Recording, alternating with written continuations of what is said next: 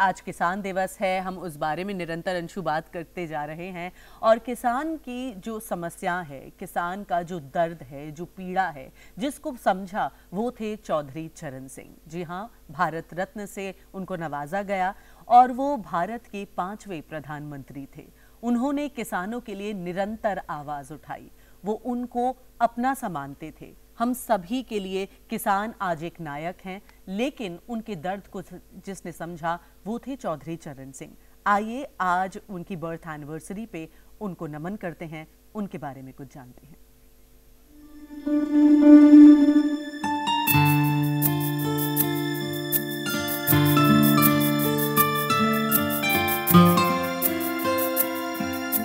भारत के 5वें प्रधानमंत्री रहे चौधरी चरण सिंह का जन्म 23 दिसंबर 1902 को गाजियाबाद जिले की हापुड़ तहसील के अंतर्गत बाबूगढ़ छावनी के निकट नूरपुर गांव के एक जाट परिवार में हुआ था। उनके पिता चौधरी मीर सिंह सिद्धांतवादी इंसान थे और यही विरासत उन्हें अपने पिता से मिली। चौधरी चरण सिंह ने आगरा विश्वविद्यालय से कानून की शिक्षा प्राप्त की। 1928 में आपने गाजियाबाद में वकालत प्रारंभ की। महात्मा गांधी जी के दांडी मार्च से प्रेरित होकर स्वतंत्रता संग्राम में वो कूद पड़े और कई बार जेल भी गए। जेल में ही चौधरी चरण सिंह द्वारा लिखी पुस्तक शिष्टाचार भारतीय संस्कृति और समाज के शिष्टाचार के नियमों का एक बहुमूल्य दस्तावेज है। ग्रामीण पृष्ठभूमि से ताल्लुक रखने वाले चौधरी चरण सिंह ने किसानों के लिए ताउम्र काम किया और किसानों के लोकप्रिय नेता बन गए।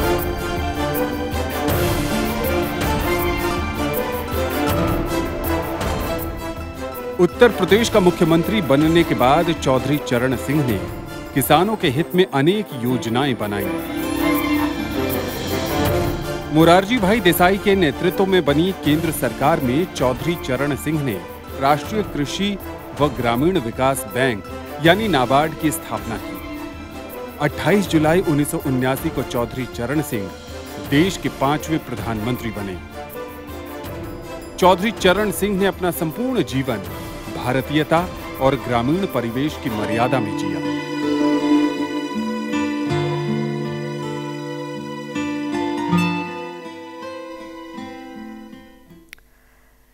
तो ये हमने देखी क्लिप चौधरी चरण सिंह जी के ऊपर। और अब देखिए दर्शकों, जैसे कि हम आपसे हमेशा विनती करते हैं कि आप हमें अपने फीडबैक, अपने मैसेजेस, अपने सुझाव हम तक पहुंचा सकते हैं। और प्रियदर्शनी देखिए, लाइव मैसेज हमारे एक व्यूअर ने हमें भेजा है। देखना चाहते हैं आप क्या भेजा है? मैसेज है, राज जी ने हमें ये मैसेज भेजा है कि I am a well wisher and a long time DD viewer and keep a tab on how DD channels are faring compared to other channel।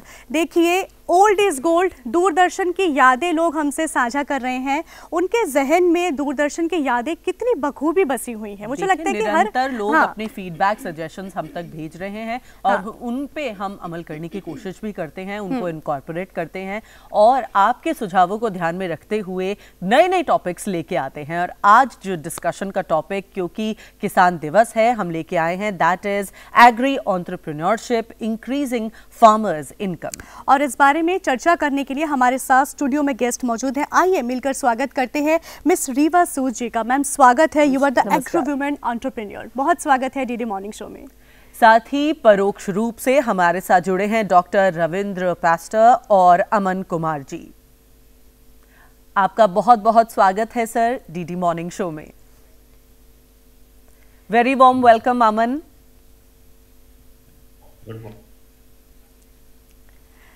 तो चर्चा की शुरुआत करेंगे मैम आपसे। फार्मर्स की हम लोग बात कर रहे हैं। अगर मैं टेक्निक्स की बात करें, क्योंकि हमारा आज का टॉपिक यही है कि फार्मर्स की इनकम में कैसे बढ़ोतरी हुई है। और इनकम में बढ़ोतरी हम सभी समझते हैं इस चीज़ को कि देखिए, जहाँ टेक्नोलॉजी जब तक नहीं आएगी वहाँ कोई भी इंसान आगे नहीं बढ़ सकता है। टेक्नोलॉजी के परिप्रेक्ष्य में अगर बात करूँ तो फार्मर्स को कैसे और कितनी सुविधा प्राप्त हुई है?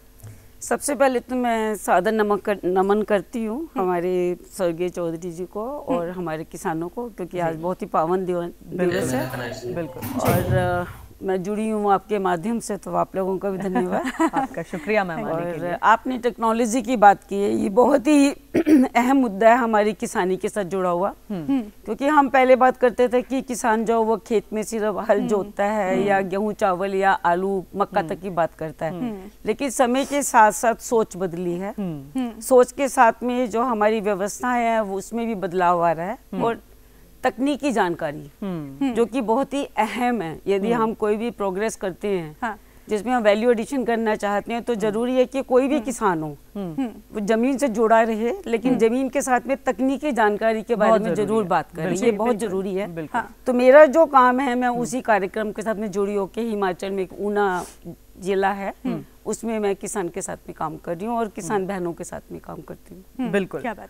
अमन, आपसे जानना चाहेंगे, आप एक युवा हैं, आजकल बदलते भारत में युवा तकनीकी क्षेत्रों में बढ़ोतरी कर रहे हैं, टेक्नोलॉजी के ज्यादा निकट जा रहे हैं, लेकिन आपने एग्रो एंटरप्रेन्योरशिप को चुना। ये आपका चुनाव कैसे हुआ, इसकी शुरुआत कैसे की और आपने इसको क्यों चुना?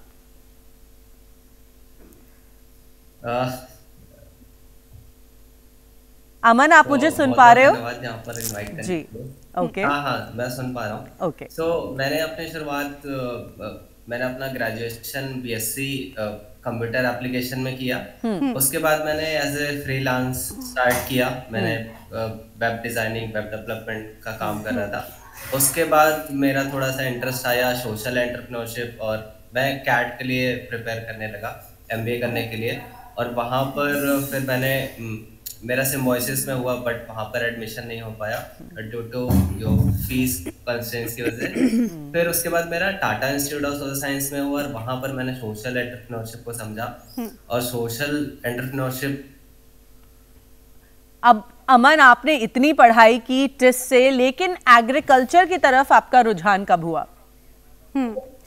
आई थिंक उनसे कुछ टेक्नोलॉजिकल ग्लिच की वजह से अभी हम नहीं जुड़ पा रहे। चलते हैं रविंद्र जी। अच्छा, रविंद्र जी से बात करते हैं। सर, आप हमें सुन पा रहे हैं? जी जी सर, आपसे जानना चाहेंगे कि आपसे पता लगा हमें कि आप B2B सर्विस प्रोवाइड करते हैं, आप फर्टिलाइजर्स प्रोवाइड करते हैं किसान भाइयों को। सर, उस प्रोसेस के बारे में बताइए, कितना मददगार है ये हमारे किसान भाइयों के लिए? तो देखिए, मेरी जो कंपनी है, स्टार्टअप है, उसका नाम है ई फसल। जी जी। और ई फसल पिछले 7 साल से काम करती है मध्य प्रदेश में। जी। तो सबसे पहले अगर हम ये समझें कि फार्मर की समस्या क्या है, हाँ जी, और फिर उसका क्या समाधान हो सकता है, तो हमारे यहाँ एक कानून है उत्तराधिकार का। जी। जब भी भूमि स्वामी की डेथ होगी, मृत्यु होगी, तो उनकी जमीन उनके वारिसों में बटेगी। जी। और इसकी वजह से किसानों की जमीन हर साल बढ़ती जा रही है। और जो एवरेज लैंड होल्डिंग है नेशनल लेवल पे, वो 0.5 हेक्टेयर के आसपास है।